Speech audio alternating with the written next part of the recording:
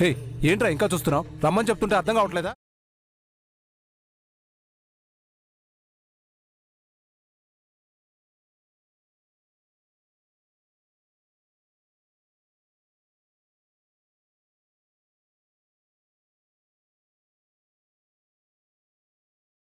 అమ్మా,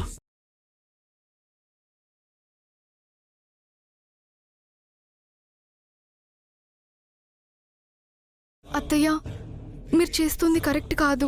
అంటే మీ నాన్న చేసింది కరెక్టా? పెళ్లికి ముందు అటేడు తరాలు ఇటేడు తరాలు చూడాలి అంటారు. కాని కేవలం మీ నాన్న మంచితనం చూసి సరే అన్నాం.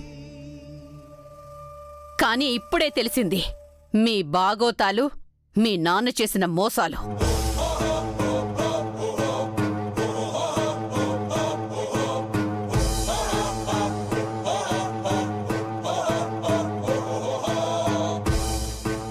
అత్తయ్య గారు, మా నాన్న గురించి అలా మాట్లాడకండి.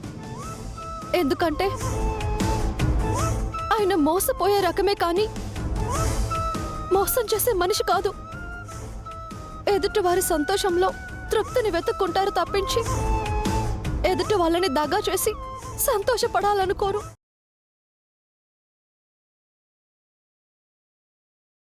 మీరు అనుకున్నట్టు మా నాన్న మోసం చేసేవారే అయితే బంధువులే లేని మాకు ఇంతమంది శ్రేయోభిలాషులు మా నాన్న కోసం ఎందుకు వస్తారు?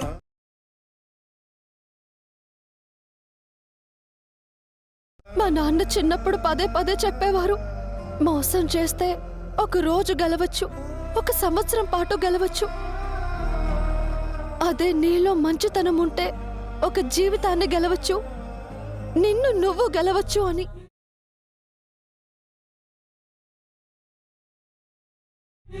అలాంటి మనిషి మోసం చేయాలని ఎలా చూస్తారు అత్తయ్య గారు?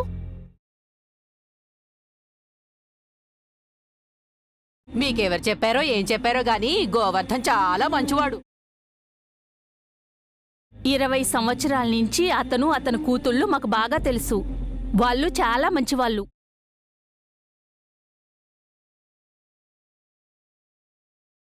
మీకు 20 సంవత్సరాల నుంచే అతను తెలుసు. కానీ ఆ 20 సంవత్సరాలకు ముందు ఏం జరిగిందో మీకెవ్వరికీ తెలీదు.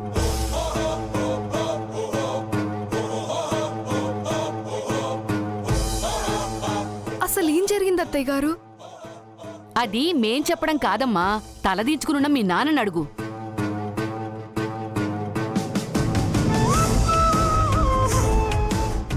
నాన్న, ఏంటి నాన్న ఇదంతా? అడుగుతున్నారు కదా నాన్న, చెప్పు నాన్న. అలా తలదించుకుని ఉన్నావేంటి? మీ నాన్న సమాధానం చెప్పలేడు.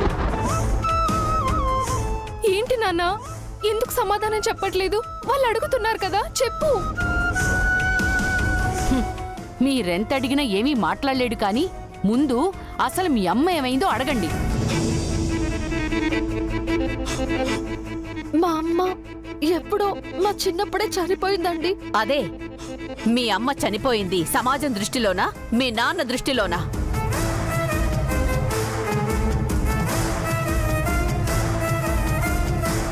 మీ అమ్మ బతికిందో చచ్చిందో వదిలేస్తే 20 సంవత్సరాల క్రితం మీ అమ్మని మీ నాన్న వదిలేశాడు. ఆ విషయం తెలుసా మీకు?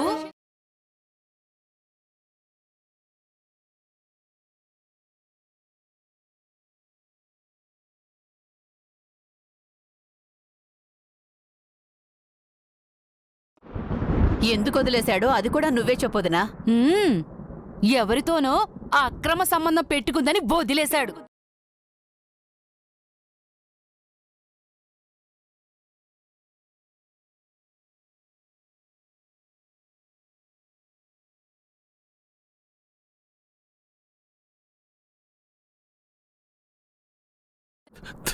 దయచేసి నా భార్య గురించి తప్పుగా మాట్లాడకండి. తప్పటడుగులు వేసిన వాళ్ల గురించి తప్పుగానే మాట్లాడతారండి. అయినా నిజాన్ని మా దగ్గర దాచి నీ కూతుర్ని మా కంటగట్టాలని చూశావు. ఒక్క క్షణం ఆలస్యం అయ్యుంటే, నా కొడుకు నీ కూతురు మెళ్ళలో తాళి కట్టుంటే మా పరువు ఏమై ఉండేది? మీరు నా గతం గురించి వదిలేసేయండి. నా కూతురు బంగారు మంచిది. ఆ అలాంటి దాని కడుపున పుట్టింది ఎలాంటిదో నువ్వు మాకు చెప్పక్కర్లేదు.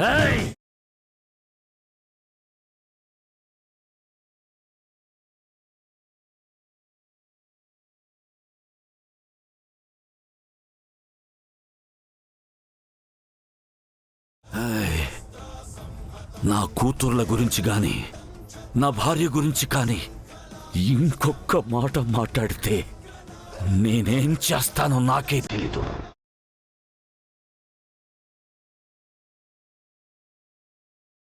నీతో మాటలు పడాల్సిన కర్మ మాకు లేదు. ఇంకా చూస్తావేరా? నడు పద పద వదినా.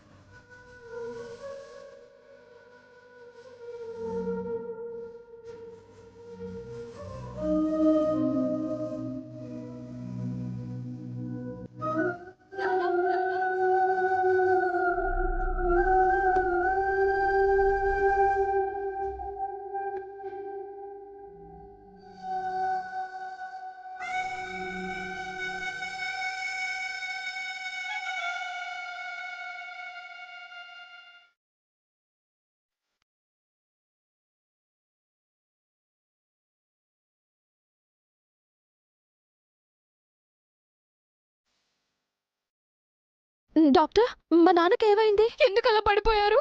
గ్లియోబ్లాస్టోమా అంటే బ్రెయిన్ క్యాన్సర్.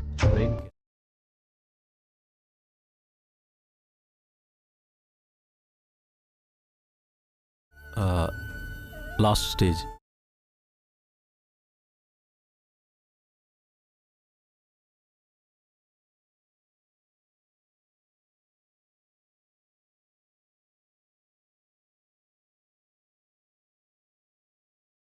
మా నాన్నకి క్యాన్సర్ ఏంటి డాక్టర్? ఈ విషయం మీకు తెలీదా అమ్మా? తెలీదు డాక్టర్. మీ నాన్నకి 3 years నుంచి క్యాన్సర్ ఉందమ్మా.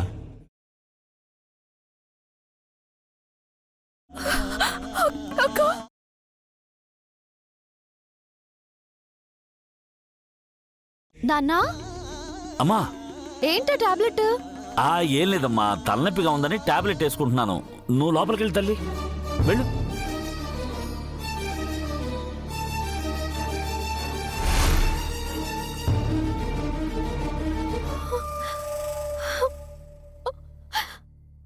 డాక్టర్, ఇప్పుడు మా నాన్న కండిషన్ ఏంటి?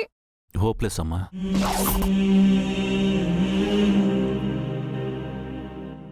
మీకు ధైర్యం చెప్పడానికి మీ నాన్న బతుకుతాడని అబద్ధం చెప్పలేను. ఐఎమ్ వెరీ సారీ అమ్మా. ఆయన బతుకుండేది ఇంకొన్ని గంటలో నిమిషాలు కూడా చెప్పలేను. డాక్టర్, ధైర్యంగా ఉండండి. Doctor, doctor, doctor, doctor. నాన్న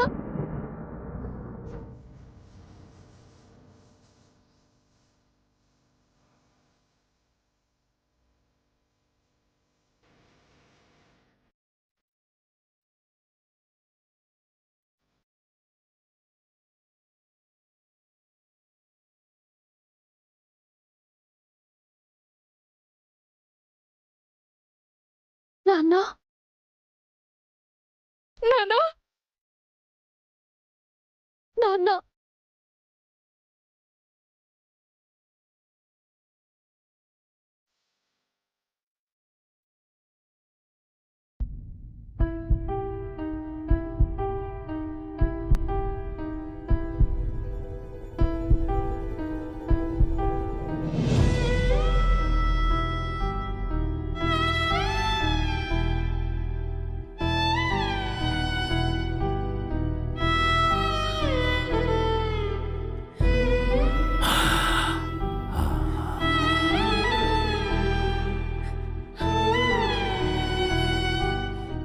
బాధపడకండ్రా. నాన్న ఇక నుంచి మీరు ధైర్యంగా ఉండాలి.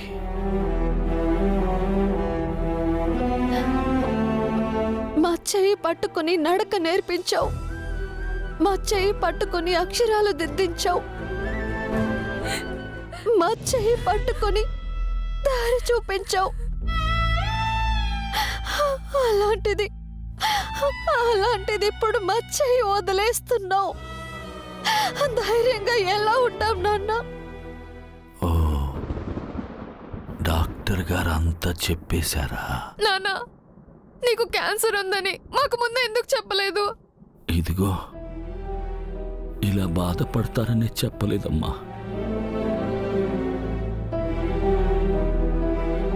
ఆ దేవుణ్ణి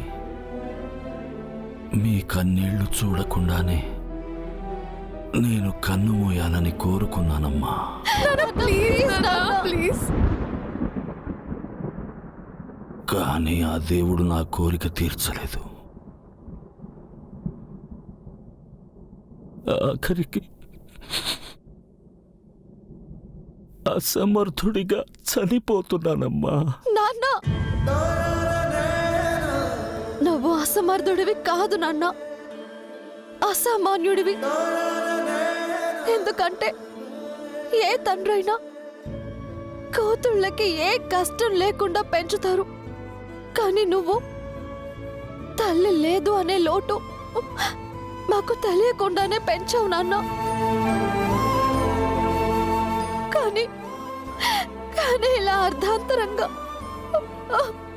మమ్మల్ని వదిలేస్తూ అనాథల్ని చేస్తున్నావు నాన్న. మీరు అనాథలు కాదమ్మా. మీకు నేను లేకపోయినా మీకోసం మీ అమ్మ బ్రతికే ఉందమ్మా.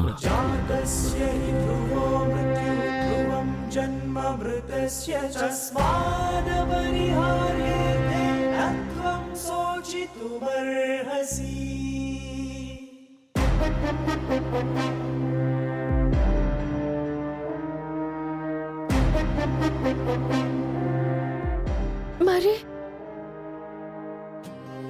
అమ్మ ఇన్నాళ్ళు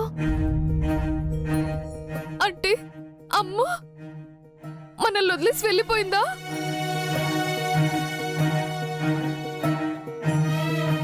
అలాంటి అమ్మ బతుకున్న లేనట్టే నాన్న. తప్పమ్మా, అలా అనకూడదు. మీలాగే నేను మీ అమ్మని తప్పుగా అర్థం చేసుకున్నాను. కానీ నా తప్పుని తెలుసుకునేసరికి తను నాకు దూరం అయిందమ్మా. నాన్న అంటే అసలు ఏం జరిగింది? నేను మీ అమ్మ ప్రేమించి పెళ్లి చేసుకున్నాం. కొన్ని రోజులకి మా ప్రేమకి గుర్తుగా మీరిద్దరూ కలిగారు. తరువాత కొన్ని అనుకోని పరిస్థితుల్లో మీ అమ్మ మీద నేను అనుమానపడాల్సి వచ్చింది. ఆ అనుమానమే నిజమని నమ్మాల్సి వచ్చింది. అందుకే మీ ఇద్దరిని తనకి దూరంగా తీసుకెళ్ళి మీ అమ్మ నీడ పడకుండా పెంచుదామని ఇక్కడికి తీసుకొచ్చాను. తర్వాత కొన్ని రోజులకి నేను మీ అమ్మను అపార్థం చేసుకున్నానని తెలుసుకున్నాను. మళ్ళీ తనని వదిలేసిన చోటుకి వెళ్ళాను. కానీ అప్పటికే ఆలస్యమైంది. తను అక్కడి నుంచి వెళ్ళిపోయింది. తర్వాత తన కోసం తిరగని చోటు లేదు, వెతకని ఊరు లేదు. కానీ తను కనిపించలేదు.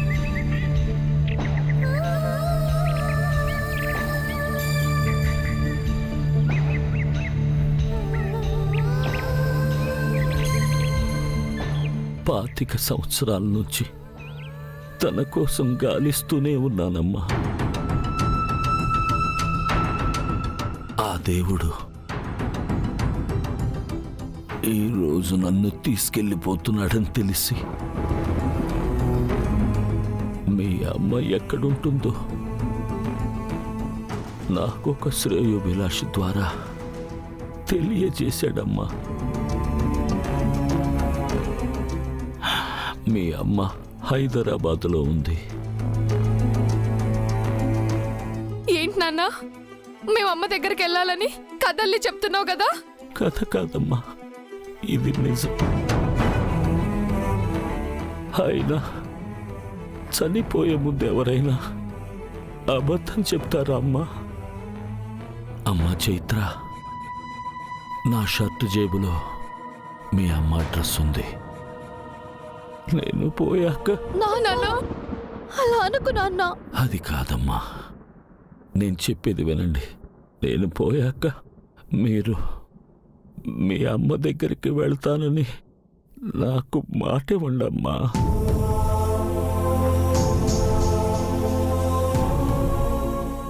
ఇవ్వు అమ్మా, ఇవ్వు తల్లి.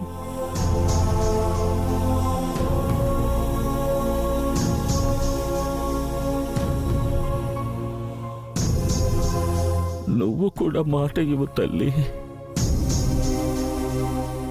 ఇవ్వమ్మా.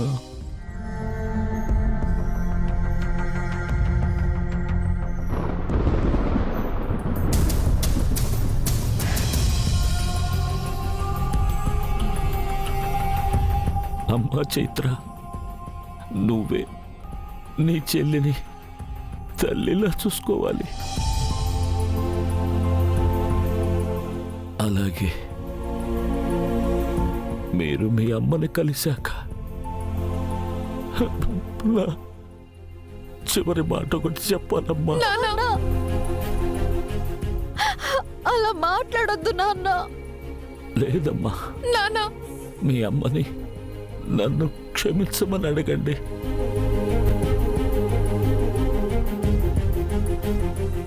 తను నన్ను క్షమిస్తేనే నా ఆత్మకు శాంతి.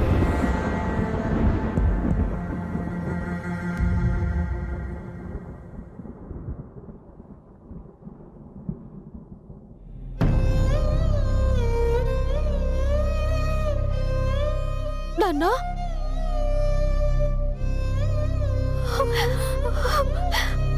నాన్న, నాన్న, నాన్న, నాన్న, నాన్న, నాన్న.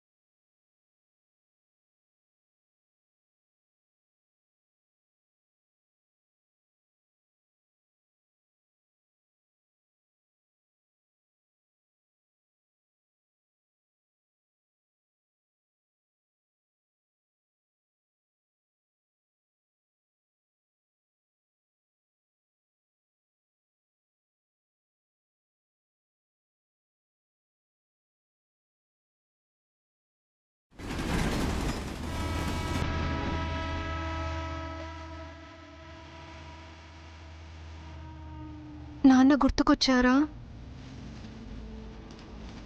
గుర్తుకు రావడానికి మర్చిపోతే కదా మనం ఇన్నాళ్ళు కష్టం ఎలా ఉంటుందో, కన్నీళ్లు ఎలా వస్తాయో తెలియకుండా పెరిగాం. మన సుఖం కోసం నాన్న సమస్యల్ని తనలోనే దాచుకుని మనకి మాత్రం ఆనందాన్నే పంచారు. చివరికి మనం బాధపడతామని చివరికి క్యాన్సర్ని కూడా ఆయనలోనే దాచుకున్నారు.